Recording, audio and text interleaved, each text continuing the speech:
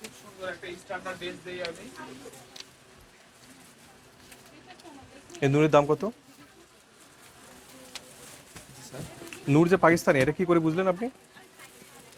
Sir এগুলো তো নুরস তাওয়াক্কাল এগুলোই পাকিস্তানি ঘর থেকে আমরা এই যে কেনাকাটা করি ওগুলো। পাকিস্তানি এটা বুঝবো কি করে? আপনি মনে করেন আমি ক্রেতা, আপনি আমাকে বোঝান তো পাকিস্তানি এটা। স্যার যারা ক্রেতা তারা তো জানে, এগুলো দেখলে বুঝতে পারে। না আমি তো বুঝলাম না এখন, তাহলে আমি কি করে বুঝবো? আমার মনে করেন আমি আইন প্রকারী সংস্থা, তাহলে আমাকে বোঝান।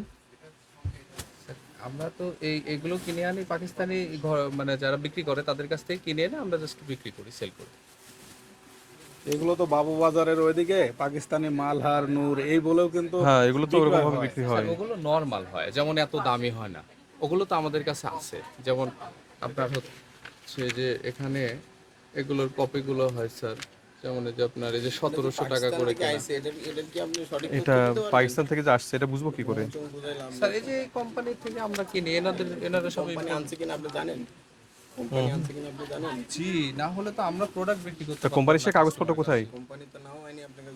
কোম্পানির কাগজ কোথায়? কোম্পানির কাছে। না তাহলে যদি আমদানিকারক করে থাকে তাহলে তো কোম্পানির কাগজ আপনার কাছে থাকবে।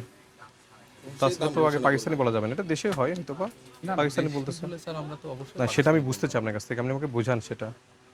আপনি প্রমাণ দেন। শুনেন, সে যদি আমদানিকারক হয় সে দাম ঘোষণা করবে, তার নাম ওখানে উল্লেখ থাকবে। ওটা নাম উল্লেখ করে যে সেটা মিলন আমদানিকারক লিখে দেবে। এন্টারপ্রাইজ আমদানিকারক, তার দাম এত টাকা।